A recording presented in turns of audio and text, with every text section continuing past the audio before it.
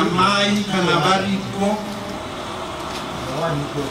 muri yekwasamaita muri yokwamagonde masitezvara muri yokwagono nzou noberekwa amai vajames. All protocol observed. On behalf of the Mrozi family, I feel humbled, Your Excellency said, to stand before this gathering as we bid farewell to our beloved James. Your Excellency said, the man we are to inter at this sacred shrine was to us an embodiment of family and nationalistic values. Despite his loved ideals and well-documented achievements, James remained so humble you could mistake him for just some other gentleman in your neighborhood.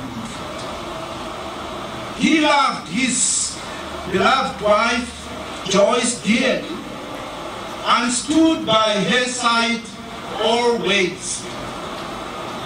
When the two got married, soon after the attainment of our independence in 1980, Joyce's highest academic qualification was a mere junior certificate. Realizing her intellect and potential, James encouraged his wife to further her education, and today she is a proud holder of a master's degree in accounting from the University of London. Such was the profoundness of his influence on those who were close to him. Always protective to his wife, would not say anything nor do anything negative against Joyce. But as Africans, we always laugh it off by saying, this one.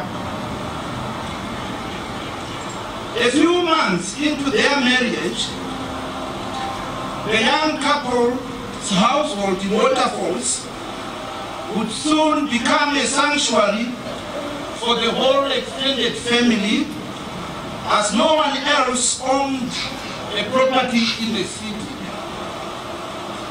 Indeed, his home became a transit camp for clan members who were looking for opportunities in Harare.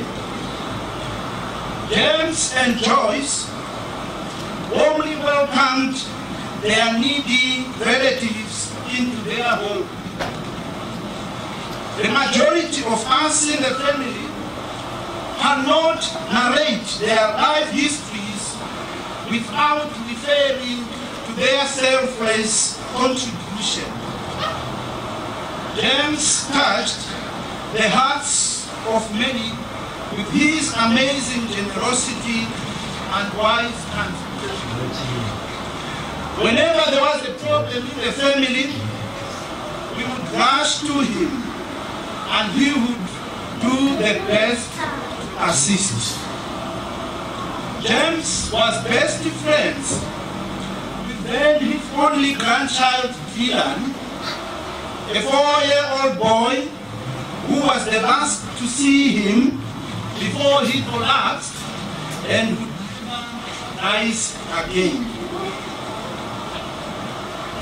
As a loving father to his children, Amchirai, Brian, and Rumbi, James was a passionate believer in the institute of education.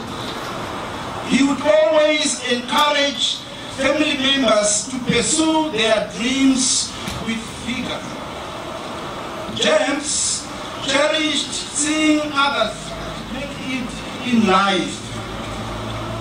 When his tour of duty as defense attaché in London came to an end, James wrote 5 tons of textbooks for schools in his home district of Bikita.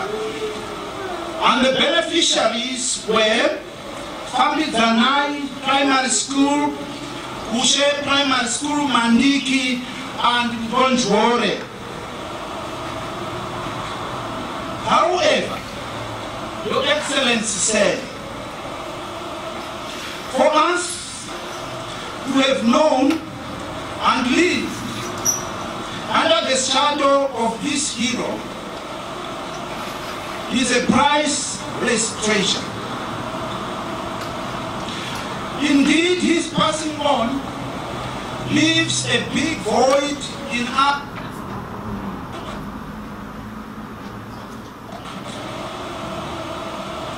beyond everything else James would have done for his family and his country. James inspired us to believe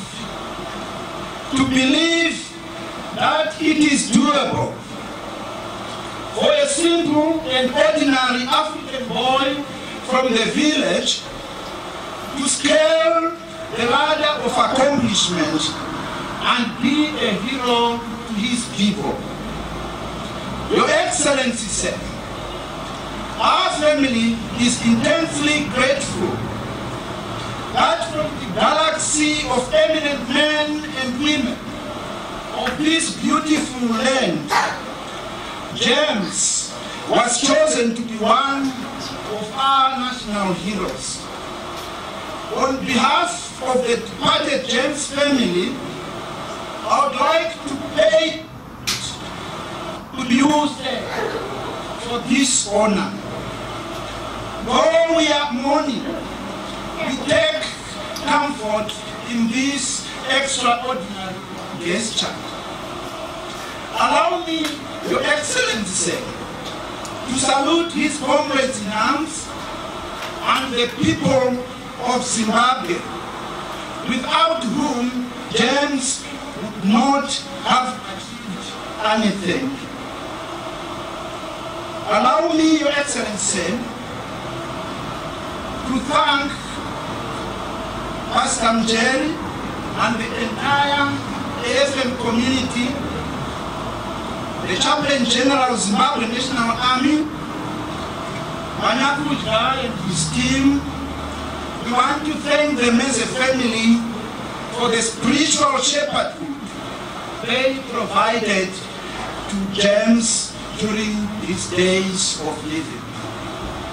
Now my Guru, my Murosi, tinoti kwamuri makaita henyu magonde norudo pamwe nokumira nomurume wenyu until he breathed his last.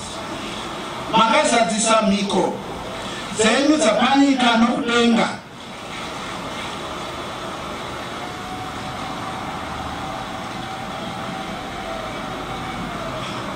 Go well, James, Jotam,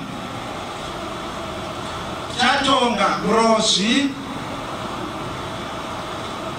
fambai zvakanaka, samaita dhure mbizi, makarwa kubva kwakanaka, zororai murugare. Thank you, Zimbabwe.